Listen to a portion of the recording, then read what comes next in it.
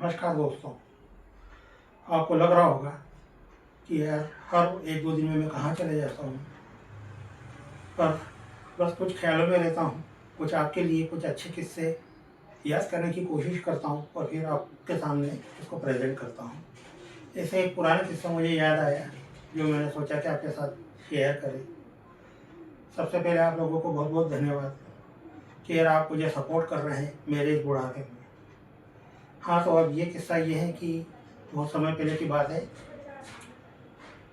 मेरी घराड़ी, मेरी पत्नी, आपको मालूम ही है कि बहुत भोली है और मैं उसे बहुत प्यार करता हूँ।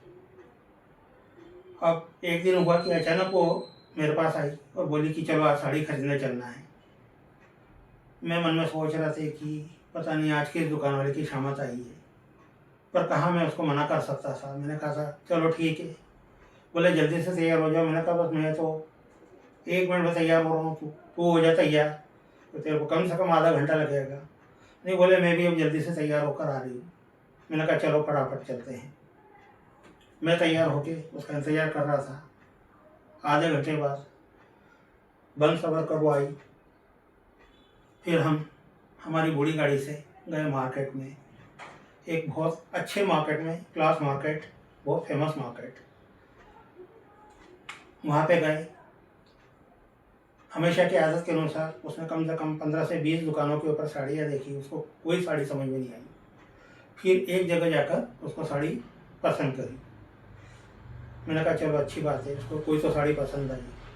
पर मन में अब एक बहुत डर लग रहा था क्योंकि वो बहुत बार्गेनिंग करती है, बहुत पैसा कम करवाती है।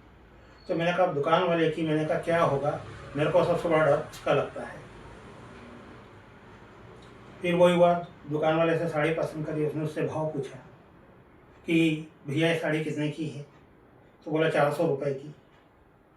अब उसका वो चालू हो गया, नहीं भैया ये तो बहुत ज़्यादा है, थोड़े तो कम करो ना। दुकान वाला भी मुझे देख रहा था, मैं चुपचाप खड़ा था, तो समझ कर उसको बोला कि चलो कोई बात नहीं, आप एक काम करो 300 रुपये दे दो। नहीं नहीं भैया ये तो बहुत ही ज़्यादा है, आपको थोड़ा तो और कम करना पड़ेगा। उसको भी पता नहीं क्या हुआ, उसने बोला कि चलो कोई बात नहीं, अब तुम 200 रुपये दे दो और फाइनल भाव। तो वो कहाँ मानने वाली थी। मैंने तो आपको जैसे पहले ही बताया था।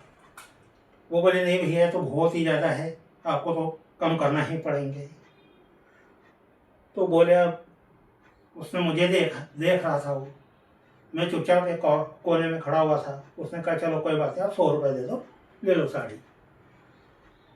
नहीं नहीं भैया, वो बोले कि यार ये तो बहुत ही ज़्यादा है, मैं तो बहुत कम बजट लेकर आई थी। अब दुकान वाले का आपको मालूम है दिमाग खराब होना ही था। अब उसने मेरी भी परवाह नहीं करी और सीधे झल्ला कर उसको बोल दिया कि तुझे काम कर, तेरे पास तुझे काम कर, तू ये पकड़ में ले जा। फिर वो चुपचाप वहाँ पे खड़े दुकान वाले को देख रही थी। अब दुकान वाले भी बहुत कंफ्यूज हुआ। मुझे मालूम था मेरे मन में, क्योंकि उसने तो बोल दिया था कि फोकट में ले जा, पर फोकट क्या होता है ये मेरी पत्नी को नहीं मालूम। तो मैं समझ चुका था अब ये कन्फ्यूज़ है। फिर वो मेरे पास आई। मेरे पास आकर बोली कि यार क्यों जी, ये तो बोल रहा था कि यार फोकट में दे रहा है, ये फोकट क्या होता है। मैंने कहा अब इसको किस तरह से समझाऊँ फोकट क्या होता है।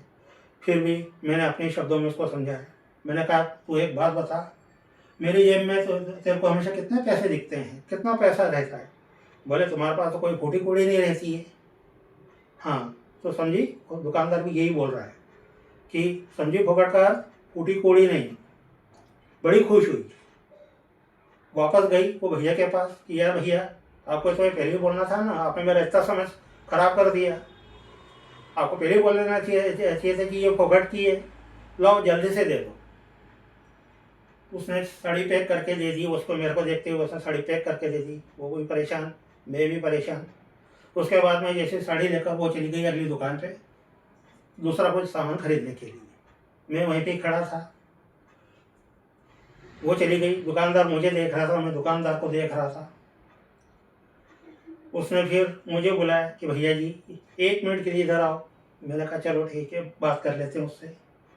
मैं उसके पास आया, फिर वो बाहर निकला और मेरे गले पड़कर फूट फूट कर रोने लगा। बोले भैया जी आपको एक बात बताऊँ। मैंने कहा हाँ बोलो। बोले आपको एक वायदा करना है मुझसे। मैंने कहा कौन सा वायदा? बोले आपको एक प्रॉमिस करना है, एक वायदा करना है कि आप अगली बार से आपकी घराड़ी को कभी मेरी दुकान के ऊपर लेकर मत आना। मैंने कहा कि मैं समझ गया कि ये क्या तो बोलना चाहता है, पर मैंने कहा उसको मैंने दूर किया। वो रो रहा था। मैंने अपनी चोर जेब में से 300 रुपये निकाल कर उसकी जेब में रख दिए। उसके बाद मैं वहाँ से आगे की ओर जा रहा था। मैं देख रहा था, पीछे मुड़कर देखा कि वो बड़े मुझे दयालु भाव से मुझे देख रहा था और मन में सोच रहा होगा कि यार ये जो व्यक्ति जिसने इस घराड़ी के साथ में कैसे समय निकाल रहा है, अब उसको क्या बताऊँ मैं कि कितना समय कैसे निकाल रहा हूँ मैं, क्योंकि मेरे लिए तो हर पल का एक एक पल का समय मुझे तो उसके साथ में एक एक साल का लगता है। तो दोस्तों एक छोटा सा किस्सा याद आया, मैंने कहा सोचा आपको शेयर कर दूँ। तो बताइएगा कि आपको मेरे कुछ किस्से अच्छे लग रहे हैं क्या, और अगर अच्छे लग रहे हो तो आप इसे सब्सक्राइब करें, शेयर करें और आपने अपनों के साथ में मुझे कमेंट करें और मुझे बताएं कि मुझे और किस तरह से आगे के वीडियोज़ आपके लिए बनाना है। आपका बहुत बहुत धन्यवाद। नमस्कार।